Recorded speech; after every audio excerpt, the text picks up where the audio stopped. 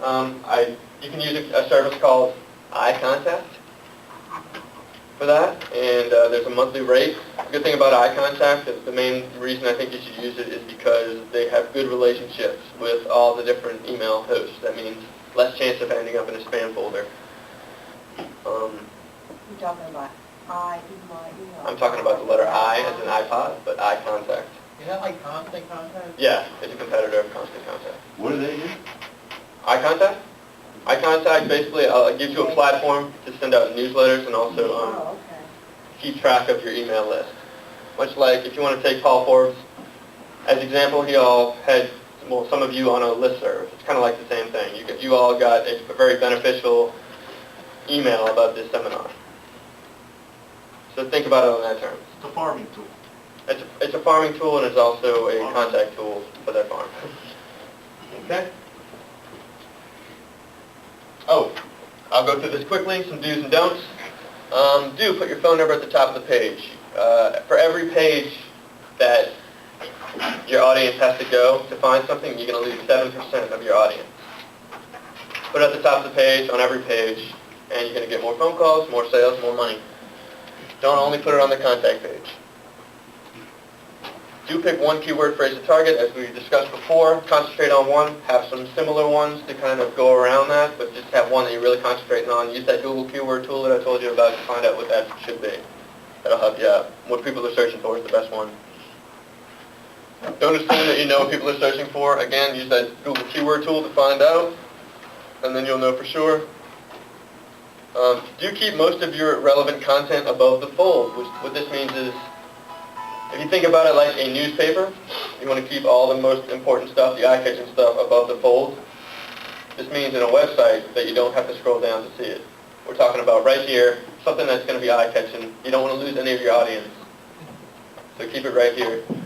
Don't ever have horizontal scroll bars. What this means is you always want to keep it in an up and down motion. You never want to go left or right. So you want your web developer to make sure that they're designing the site to fit, going left and right? Yeah. Make sure they develop it for even the smaller, the average screen resolution is 1024 wide by 768 high. Really, width is the only thing you want to worry about here. Make sure it's less than 1,000 pixels. Usually is fair.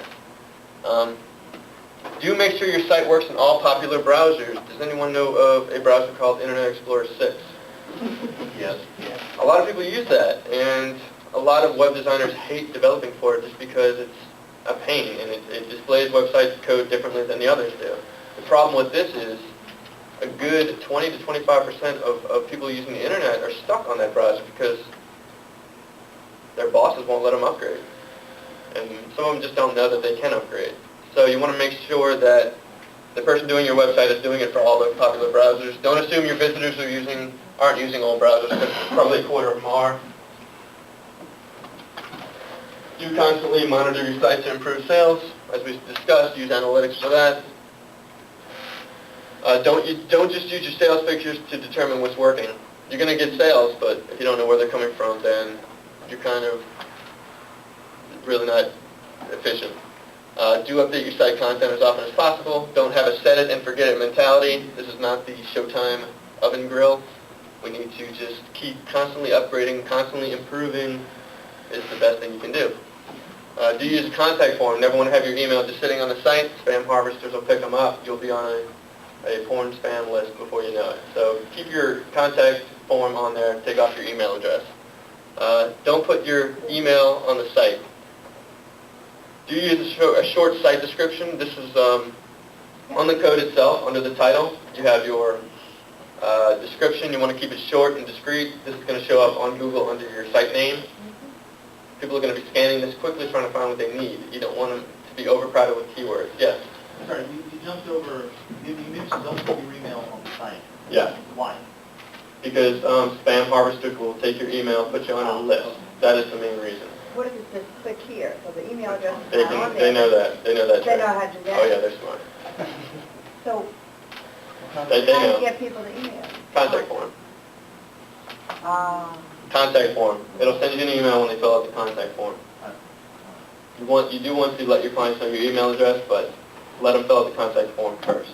That way, at that point, you can have a back and forth communication with them, and then they'll know your email. You don't want to plaster it on your site because you'll end up on the wrong list. They have some bad people out there. Oh. No. Do you use your keywords on the site sparingly? This means, just, you know, have your keyword on there, but just don't overuse it. Every other sentence doesn't have to be your key phrase. And then make sure when you're making your content, make sure it makes perfect sense to a human, because if you use too many keywords, you're kind of doing it for the search engines, and your users don't like that. So just make it natural to a human. You're going to get the inbound links if your content is good, and you're going to rise up Google naturally that way. All right, and my last page is social networking do's and don'ts. I would suggest for everyone here to create a Facebook and Twitter account if you haven't already. Those are the big two. They're generating the most buzz right now. But don't waste your time if you're not going to stay on top of it. What this means is once a month at the very minimum, you want to just pop something on there. And update early, update often. We're talking not necessarily every hour here, but once a day is good. And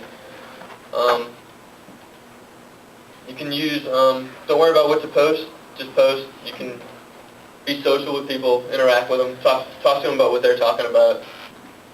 Do friend potential customers you don't yet know. If someone's searching for your key phrase, just kind of say hi and ask them about something that they're talking about. Generate a little conversation. And then people are going to see and wonder who they're talking to, and they're going to friend you too, and you start getting a few followers that way. Link back to your website. You can get free links from these websites. Be personal. Don't act like a corporate machine.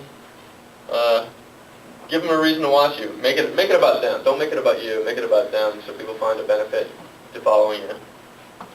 Don't just use it as a bragging platform. Do try something crazy. Do something original. Do something no one's tried yet. And I think you'll find a good benefit from that. And don't be discouraged if what you're doing doesn't work. Just try something else. Keep going with it and don't give up, and you'll find success. Thank you.